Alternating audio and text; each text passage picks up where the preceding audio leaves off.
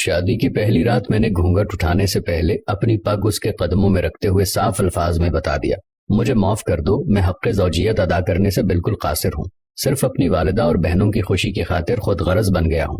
اس نے وہ پگ میرے سر پر رکھتے ہوئے کہا، آپ جیسے بھی ہیں میرا سہاگ ہیں، میرا نصیب ہیں، مجھے اب آپ کے ساتھ ہی رہنا ہے۔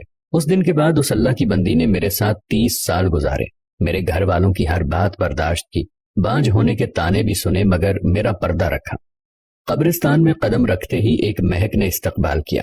یہ خوشبو اس سے پہلے کبھی نہیں سونگھی تھی اور نہ محسوس کی تھی۔ میں ہر جمعے کو صبح فجر کی نماز کے بعد اپنے والد صاحب کی قبر پر جاتا، فاتحہ خوانی کرتا اور وہاں سے ہی اپنے آفس چلا جاتا۔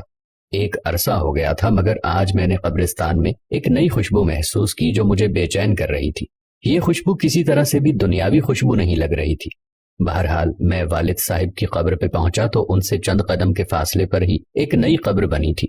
تازہ پھول اور چادر سے اندازہ لگانا مشکل نہیں تھا کہ 2 یا 3 دن پہلے ہی یہ قبر بنی ہے۔ والد صاحب کی قبر سے فارغ ہو کر جاتے ہوئے اس قبر پر فاتحہ خوانی کے لیے رک گیا۔ فاتحہ خوانی کے دوران محسوس کیا کہ خوشبو اس قبر سے ہی آ رہی ہے۔ کنفرم کرنے کے لیے قبر کی مٹی مٹھی میں بھری تو ایک دم ٹھٹک گیا۔ قبر کی مٹی ٹھنڈی تھی جیسے نم ہو، جبکہ مٹی بالکل خشک تھی اور کمال حد تک ٹھنڈی تھی۔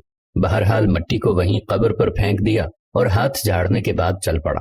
بھائی کی دکان کھولی، پہلا گاہک آیا، اس کو سامان دیا تو اس نے کہا، زمان بھائی آج خوشبو تو بہت کمال کی لگائی ہے۔ خوشبو؟ کون سی خوشبو؟ تو اس نے کہا، زمان بھائی خوشبو آپ لگاتے اور پوچھتے ہم سے ہو کون سی خوشبو؟ بہت بھلے مانس آدمی ہو آپ۔ یہ کہتے ہوئے وہ چل پڑا۔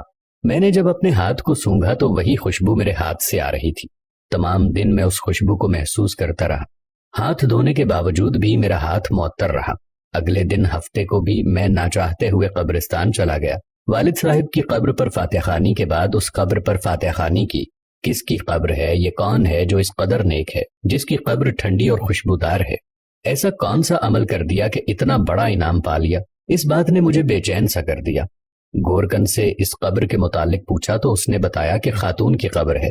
یہ جان کر اور بھی حیرت ہوئی کہ عورت کو اس قدر شاندار مقام کیسے ملا۔ اگلے دن اتوار تھا۔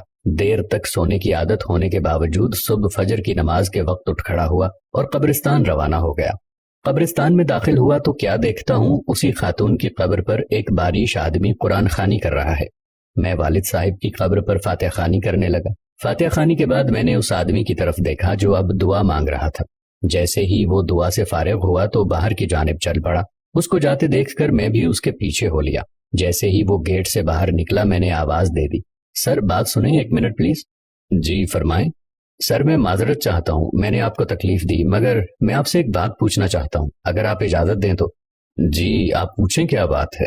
انتہائی محبت سے اس شخص نے جواب دیا۔ شکریہ سر، جزاک اللہ۔ میں دراصل جاننا چاہ رہا تھا کہ یہ کن کی قبر ہے جہاں آپ قرآن خوانی کر رہے تھے؟ اگر آپ مناسب سمجھیں تو بتا دیجئے۔ یہ آپ کیوں پوچھ رہے ہیں؟ اس نے سوال کیا۔ دراصل اس قبر سے آنے والی خوشبو نے مجھے بے چین کر دیا ہے۔ ایسی خوشبو میں نے آج تک محسوس نہیں کی۔ مجھے یہ دنیاوی خوشبو نہیں لگتی۔ میں جاننا چاہ رہا تھا کہ صاحب قبر نے ایسا کون سا عمل کیا ہے کہ یہ مقام ملا کہ قبر ٹھنڈی اور خوشبودار ہو گئی ہے۔ یہ سن کر اس شخص نے ٹھنڈی آہ بھری اور کہا، قبر ٹھنڈی اور خوشبودار کیوں نہ ہو، اس نے اللہ تعالیٰ کو راضی کر کے ہی ایسا کیا ہے۔ جی میں یہ جاننا چاہ رہا تھا کہ ایسا کون سا عمل ہے جس سے یہ سعادت نصیب ہوئی۔ اس نے بتایا کہ یہ میری زوجہ کی قبر ہے۔ 30 سال تک ہماری رفاقت رہی۔ میں 4 بہنوں کا اکلوتا بھائی ہوں۔ میری بہنوں اور ماں کو میرا صحرا دیکھنے کا بے حد شوق تھا۔ سرکاری نوکری ملتے ہی چاند سی دلہن کی تلاش شروع کر دی گئی۔ یوں دنوں میں لڑکی کی تلاش کا کام مکمل ہوا۔ شادی ہوئی اور ماں بہنوں نے اپنے ارمان دل کھول کر پورے کیے۔ شادی کی پہلی رات میں نے گھونگھٹ اٹھانے سے پہلے اپنی پگ اس کے قدموں میں رکھتے ہوئے صاف الفاظ میں بتا دیا کہ مجھے معاف کر دو، میں حق زوجیت ادا کرنے سے بالکل قاصر ہوں، میڈیکلی طور پر مکمل انفٹ ہوں، صرف اپنی والدہ اور بہنوں کی خوشی کی خاطر خود غرض بن گیا ہوں۔ اس نے وہ پگ میرے سر پر رکھتے ہوئے کہا کہ آپ جیسے بھی ہیں میرے سہاگ ہیں، میرا نصیب ہیں، مجھے اب آپ کے ساتھ ہی رہنا ہے۔ اس دن کے بعد اس اللہ کی بندی نے میرے ساتھ 30 سال گزارے، میرے گھر والوں کی ہر بات برداشت کی، بانجھ ہونے کے تانے بھی سنے مگر میرا پردہ رکھا۔ اللہ اس کی قبر کو کیسے ٹھنڈا اور خوشبودار نہ کرے جس نے اتنی پاکباز زندگی گزاری ہو۔ اس شخص کی تمام بات سن کر اس خاتون پر رشک آنے لگا جس نے دنیا میں صبر کیا اور اعلیٰ مقام حاصل کیا۔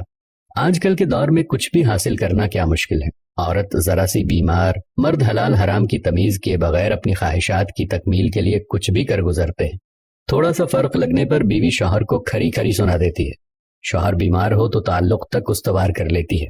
معاشرہ ایسی مثالوں سے بھرا پڑا ہے۔ صبر کا دامن ہم نے ہاتھ سے چھوڑ دیا ہے۔